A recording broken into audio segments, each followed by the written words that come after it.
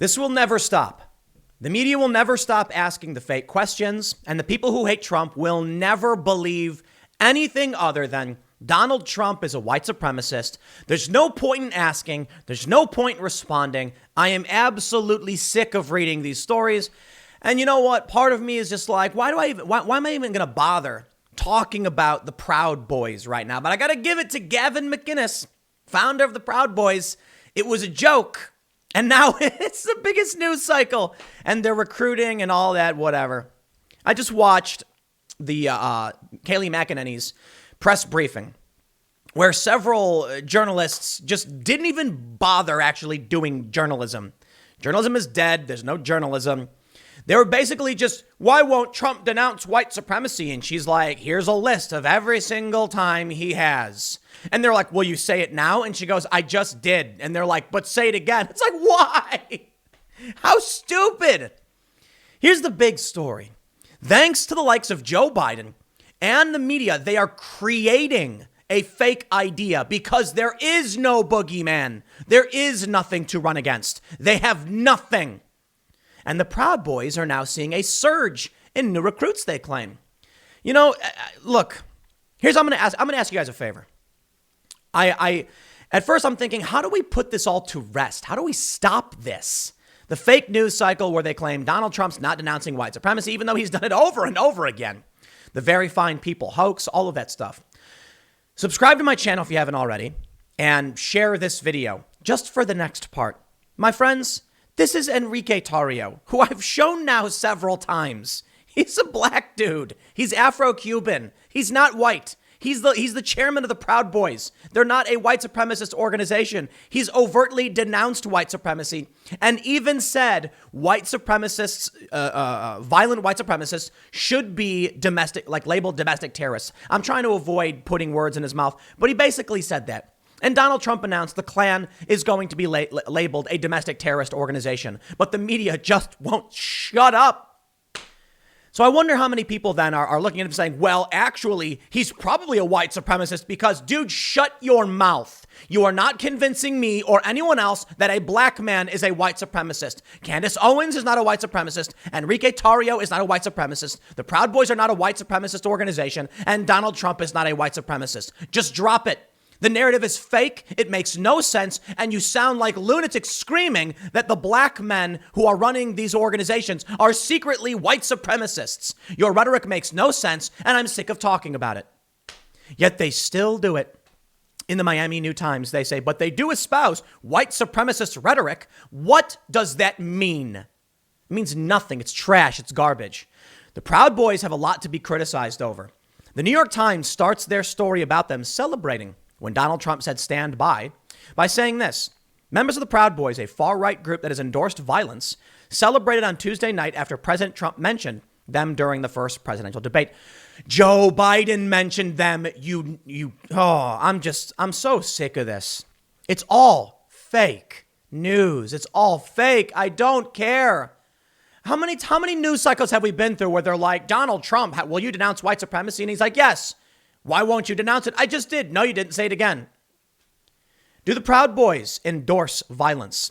Yes. That's their problem. You know why? Because they actually had the fourth degree. I think this was, I could be getting it wrong, where they said you earn your fourth degree as a Proud Boy by defending Western values in a fight of some sort.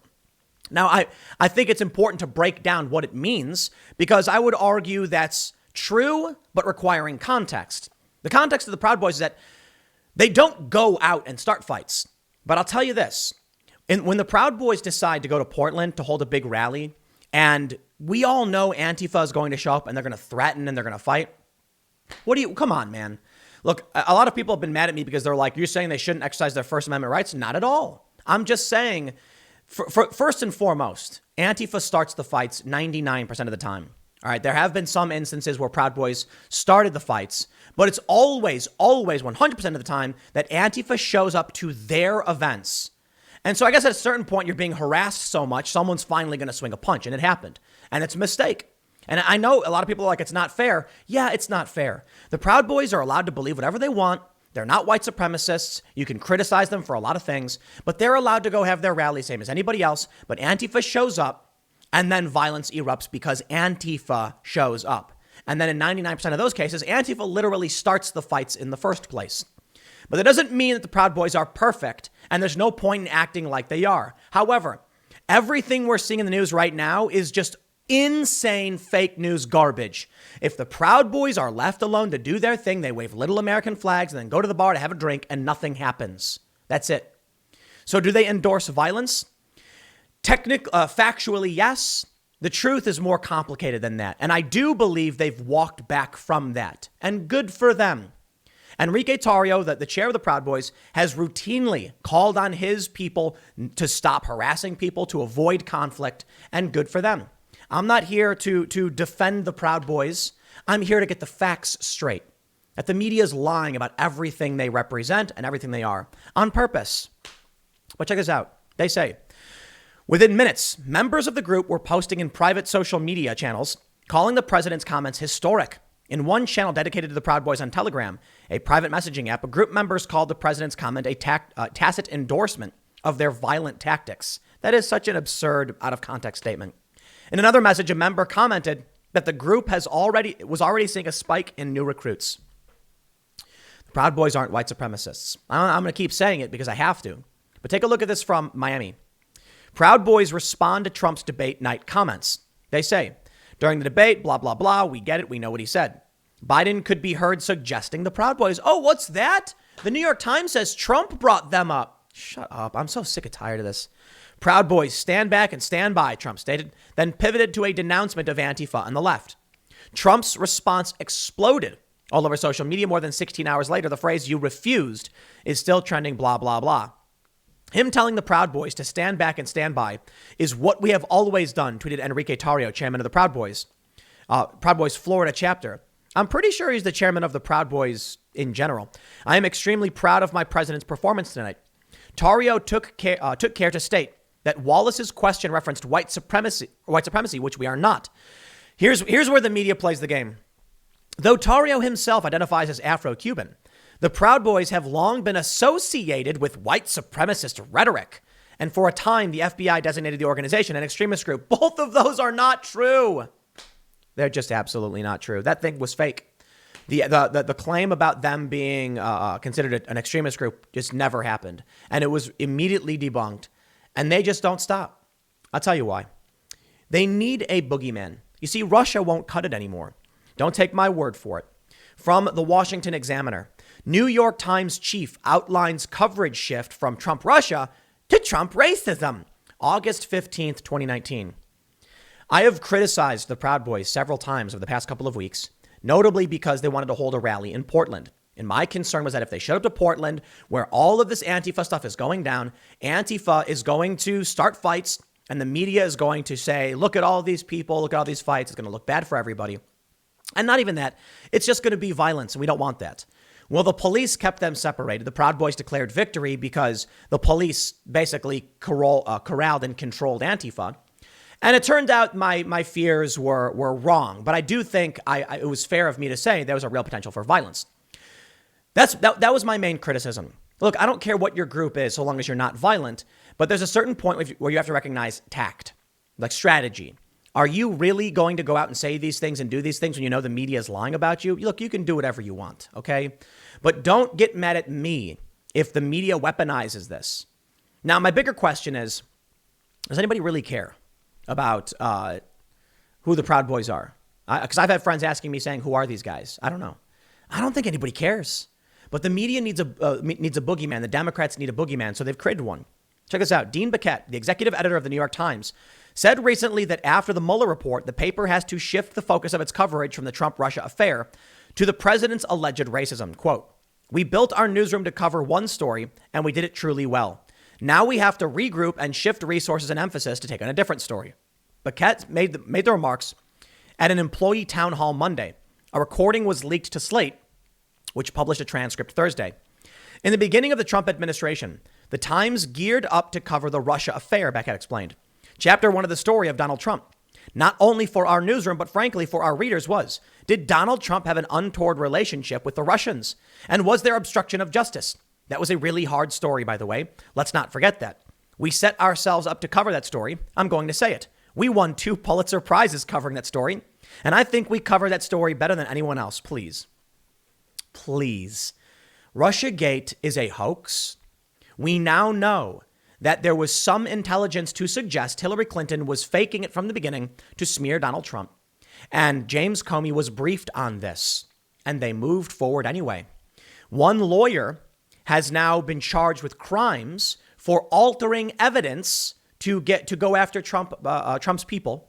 We know the Michael Flynn thing was bunk, and they were trying to make up a reason to prosecute Michael Flynn. The Logan Act, maybe, never been used before, but sure, why not? It was fake. And the New York Times covered that, and they won awards for it. Please, just tell people, show them something, whatever you can, that the media is lying. All day, every day. Jeez. Not every single thing that comes out from news outlets is a lie. Most of it is probably okay because most of it has nothing to do with politics. But the political reporters who are covering this stuff are lying endlessly. And I'm just so sick and tired of it. Let me show you some annoying garbage. Oliver Darcy is one of the worst. He wrote an article this morning where he's like, Fox News runs propaganda for Trump. So did MSNBC, dude. Just stop playing games. Acting like MSNBC's not doing the same thing Fox is doing. Fox did it, sure. And so did MSNBC. But that's not what we're going to hear from the likes of CNN. Check this out. He says, really a sad state of affairs when the White House press sec can't offer a clear and direct answer to this question. He's quoting Aaron Rupar, who said Kayleigh McEnany dances around a question from Fox News, asking her to categorically condemn white supremacists. Very bizarre. I'll tell you what. I think it is simple. Kayleigh, just say, okay, yeah, of course, 100%. Next question. Will you condemn white supremacy? Which number are we on? How many times have we done it? Absolutely and unequivocally, we condemn white supremacy. Next question. That's it. Now, what Kayleigh did was pull up quote after quote after quote and gave this thorough explanation. The weirdest thing to me is how they ignore it. She did say yes. She said when Trump was asked, will he condemn this? He said, sure, 3 times. On August 5th, 2019, he said this. He said this. On this date, he said this. And the guy, what was it, John Roberts? He's just like, but will you say it now? I just did. They're not going to stop. Is this designed to be like a drill in the back of someone's head? Like, I'm imagining the average American watching this being like, what is this? Do they think Americans are stupid? Now, I'll tell you what. There are emotionally driven people who will just believe it. And you can't tell them anything, man. Like, I've been on Facebook and I see these people screaming like, Trump's a Nazi, man. And I'll be like, well, here's what the Proud Boys, actually argue. And then they'll how dare you bring that to me? I'm blocking you. And I'm like, I didn't even argue anything. I said, here's like what Wikipedia said about the group. And they freak out because it's not crazy enough. Check this out. Oliver goes on. Quote, he's quoting John Roberts. I think in all fairness, there is some ambiguity here. The record is mixed. What the record is mixed, is it? John Roberts Fox says after the briefing about Trump denouncing white supremacy, why not just come right out and say, here is the definitive answer to that question. Quote, I don't understand why he wouldn't say, I denounce white supremacy. I've always denounced white supremacy, John Roberts adds. For some reason, they aren't saying the word, and that's what is very puzzling. Kayleigh McEnany pulled up like 2 or 3 quotes where Trump he said, we condemn neo-Nazis, white supremacists, blah, blah, blah. It's so weird what they're doing. And I'm just so over it, man. Joe Biden launched his entire campaign on the very fine people hoax. And I love talking to friends about this. One of the first things I say to people when they want to talk politics with me is I'm like, you do know that Donald Trump never called Nazis very fine people, right? And they go, what do you mean? Yeah, he did. I'm like, where? It's on video. Can you show me? And they can't. They're like, oh, I can't find it anymore. Because it doesn't exist. And now I'm sure there are people watching saying, what? I did see it. Okay, go find me the full video of Donald Trump's press conference, the part where he says that neo-Nazis are very fine people. Oh, you mean when he says there are very fine people on both sides and then goes on to say, and I'm not talking about the neo-Nazis because they should be condemned totally. Is that what you're talking about?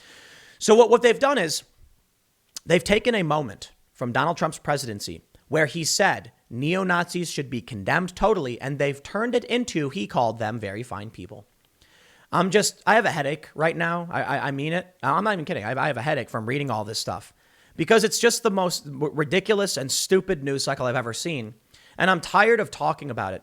But right now, this dominates the news cycle. So congratulations. They've now emboldened the Proud Boys and allowed them to recruit more than ever.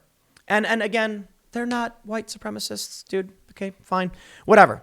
That's on purpose. That's on purpose. You see, Donald Trump was asked to condemn white supremacy. And he said, sure. Not a strong answer, in my opinion. You could have done better. But I get it. He did. Sure, whatever. And then Joe Biden yells, Proud Boys. Now the Proud Boys are in the national spotlight getting all the press, and we have questions to ask. Who are they? What do they want? And journalists are saying, don't interview them. Talk about spineless, pathetic defense of Joe Biden. Well, Joe Biden's whole thing is just lies. And I love how the media is like, Trump's lying, but they never say anything about Joe Biden's 47 years. Joe Biden has a history of lying. Remember when he lied about where he graduated from? He lied about being the first person in his family to go to college or whatever, to graduate from college. Kyle Rittenhouse to sue Biden campaign for libel, attorney says. Why? Because Joe Biden took that statement from Trump, and it's really weird, I got to add, made a commercial out of it, and then it showed a bunch of clips, and one of those clips was Kyle Rittenhouse, implying he was a white supremacist. Kyle Rittenhouse is also not a white supremacist. You don't have to defend his actions. You can say he was foolish to be out there with a gun. But this narrative they push about him being a white supremacist traveling across state lines, I am sick and tired of the lies. I am just so tired. I want these people to lose. So please make sure you go out and you vote against these psychotic, delusional, deceptive individuals. I'm tired of it. I'm so tired of it. I turn on the news and I have to read this stuff every day. And it's just people like Joe Biden just opening their mouths and just vomit pouring out all over everybody. And then I watch these people walk around sloshing the vomit all over the place. Trump is not perfect either. Trump has his misstatements, his lies, and his falsehoods. But we get it. We hear about it 24/7. And they won't one time say, Joe Biden is also very, very bad in this regard. Joe Biden gets called out sometimes, to be fair. I'm exaggerating a bit. But they say like everything Trump says is a lie, and then they make semantic arguments. While Trump did say he banned travel from China, he didn't literally stop everyone, therefore it wasn't a ban. Trump said Hillary Clinton acid washed her server, but because she used a program to purge her hard drives, we rate Trump's statement false because she didn't pour acid on it. That's what we get. That's what we get. I think it's funny. People say like, Tim, why won't you do a video complaining about Donald Trump? I've complained about Donald Trump quite a bit, and people get mad at me for it. They criticize me the same as when the left criticized me for Biden. But I'm telling you this right now. It's a tendency issue. The Republicans and the right-wing media have a tendency not to push out this fake information, and it could be because they get banned. And the left and the Democrats have a tendency to push out bad information and lies. And I think about, there was a post that there's a post going viral on Facebook where it shows a picture of people pulling signs and shields out of a U-Haul in Louisville. And it's just an Instagram post from a journalist saying, far left activists pull shields and signs out of a U-Haul. And Facebook labeled it fake news. And when you click it, it said something about George Soros. I've had it happen to me, and I'm sick of it. We are swimming in a pool of lies from people who would lie, cheat, and steal to gain power. These people are evil. And I don't use that word lightly, but let me explain what I mean by my interpretation of what evil is. I will try my best to give you accurate information.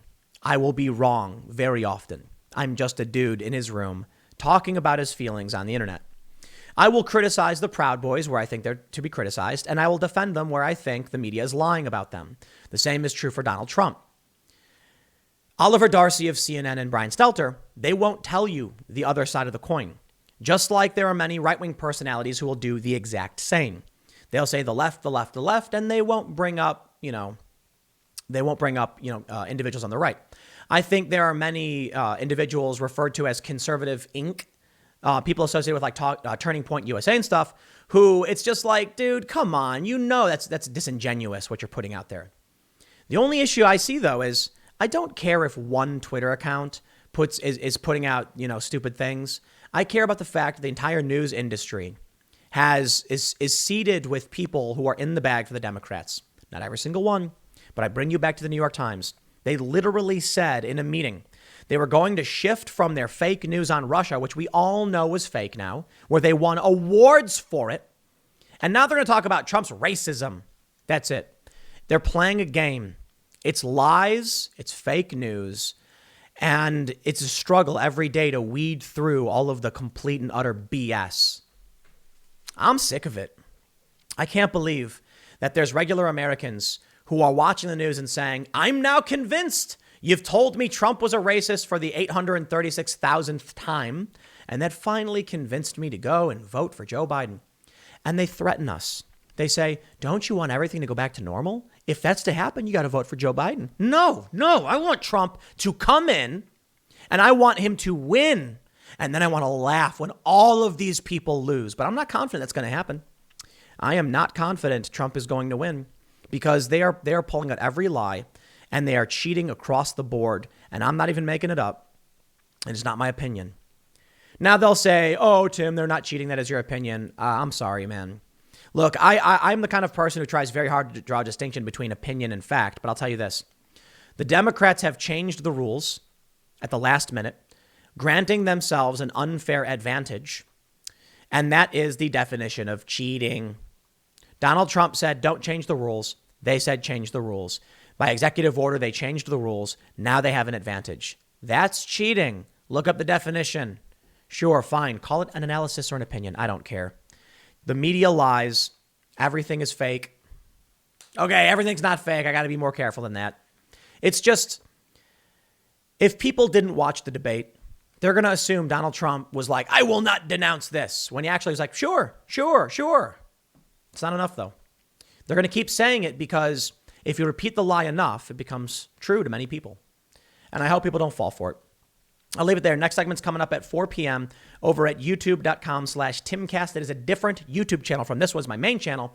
Thanks for hanging out, and I will see you all then.